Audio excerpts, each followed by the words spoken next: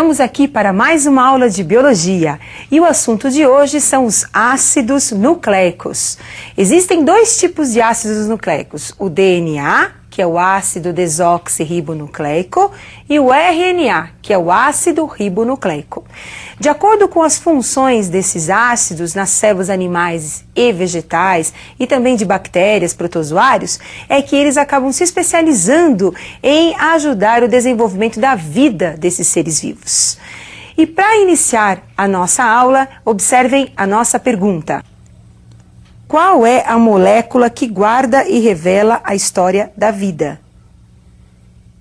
Quem é a molécula responsável por todas as nossas informações? Pelas nossas características genéticas. Observem quem é responsável pelas nossas informações. As nossas informações, elas são guardadas dentro de uma caixinha de surpresa que é o núcleo celular. Lá nós vamos encontrar as unidades hereditárias, que são os cromossomos. A célula humana, ela apresenta 46 cromossomos. Temos agora um detalhe da estrutura do cromossomo. A fita do cromossomo. Observem que o cromossomo é formado por duas fitas de moléculas, que é o DNA. No DNA, nós vamos encontrar as nossas informações genéticas. Essa fita imensa apresenta em algumas partes um segmento restrito à informação genética que é o nosso gene. É ele que é responsável pela nossa hereditariedade.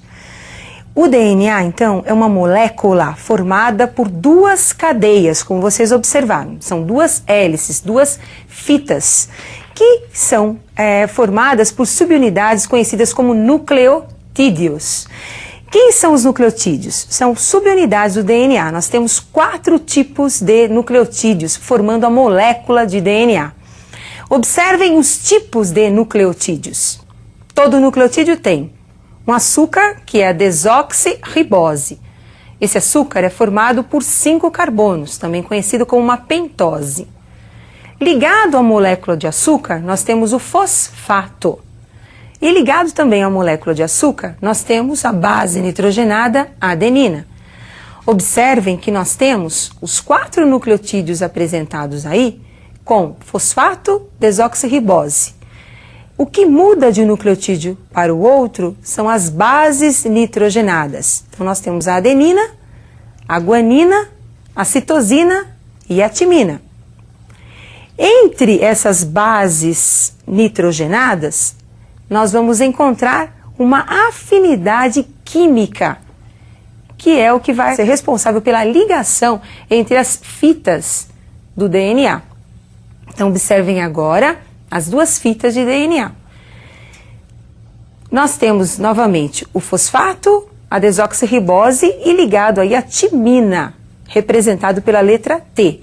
Observem que a timina realiza uma ligação, que nós chamamos de pontes de hidrogênio, com a outra base da outra cadeia, que é a adenina. Assim também como a guanina, uma outra base nitrogenada, acaba se ligando com a citosina. E assim nós vamos observar que as ligações, as afinidades químicas vão se processando e vão sendo as responsáveis aí pelas ligações entre as bases. Então, pessoal, o DNA é formado por uma dupla cadeia de nucleotídeos. Vocês observaram, são 4 tipos de nucleotídeos. E eles acabam se ligando devido a uma afinidade química entre as bases nitrogenadas. Essas ligações nós conhecemos como pontes de hidrogênio entre as bases nitrogenadas. Agora, a partir do DNA, nós vamos produzir um outro ácido, que é o ácido ribonucleico. E é o ácido ribonucleico que vai desempenhar, vai executar as informações contidas no DNA. Observem como é que o RNA é produzido. O processo de produção do RNA é conhecido como transcrição. Então, nós temos aí 2 hélices de DNA. Estas 2 hélices sofrem um rompimento e, a partir desse rompimento, nós vamos encontrar a formação de uma nova fita, que é o RNA mensageiro. Essa nova fita formada é devido à presença de uma enzima chamada de RNA polimerase, que vai ser responsável pela organização dos nucleotídeos do RNA.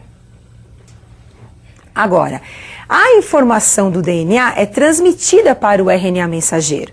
E o RNA mensageiro agora vai sintetizar as proteínas, que vão ser responsáveis pelas nossas características. Por exemplo, o indivíduo tem um gene. O gene é o pedaço do DNA. Ele produz o RNA mensageiro. Nesse gene, nós vamos encontrar a informação para a produção, por exemplo, da pigmentação dos olhos. O RNA mensageiro vai produzir a proteína que vai ser responsável pela pigmentação dos olhos do indivíduo. No nosso caso, na espécie humana. Agora, nós temos apenas o RNA mensageiro? Não. A partir do DNA, nós poderemos formar 3 tipos de RNAs. O RNA mensageiro, como nós escrevemos, o RNA ribossômico, que vai formar os ribossomos, onde ocorrerá a síntese de proteínas, e o RNA transportador, que vai transportar os aminoácidos até os ribossomos para ser formada a proteína, que vai ser responsável pela nossa característica, pelo nosso caráter. Muito bem. Agora, observem que todo esse material genético, todo o DNA da célula tem que ser o mesmo para todas as células. Então, para que não seja perdida nenhuma informação, o que é necessário? Que essa informação do DNA passe por um processo de duplicação. Esse processo nós chamamos de replicação. E eu gostaria que você acompanhasse a replicação do DNA. Nós temos 2 fitas de DNA. Percebam que ocorre uma separação entre essas fitas. A molécula mãe separou-se em 2 moléculas filhas. Posteriormente ocorrerá a entrada de nucleotídeos, que serão organizados pela enzima conhecida como DNA polimerase, formando as duplas hélices de DNA. Então temos aí agora 2 moléculas de DNA. Observaram? Então, tínhamos uma molécula de DNA que passou por um processo conhecido como replicação. Então, replicação, nós vamos ter aí cópias idênticas da mesma informação genética do DNA, formando 2 novas hélices. Só que cada nova hélice, ela apresenta metade da molécula mãe e metade de uma molécula filha, que foi produzida pela entrada de novos nucleotídeos, que foram ingeridos pela nossa nutrição. Agora, como é que o DNA consegue passar de uma célula mãe para as células filhas? Através de um processo de divisão celular, que é conhecido como a mitose ou divisão celular. Muito bem, agora eu gostaria que vocês acompanhassem algumas diferenças importantes entre DNA e o RNA. Então, o DNA apresenta uma cadeia dupla de nucleotídeos, enquanto o RNA nós vamos encontrar uma cadeia simples de nucleotídeos. No DNA, o açúcar é a desoxirribose, enquanto que no RNA o açúcar é a ribose. As bases nitrogenadas do DNA são a adenina, timina, citosina e guanina. Enquanto que no RNA, no lugar da timina, nós temos aí uma base nova, a uracila. Então, a adenina, ela passa por um processo de ligação com a uracila no RNA e a citosina com a guanina. E isso você não pode esquecer.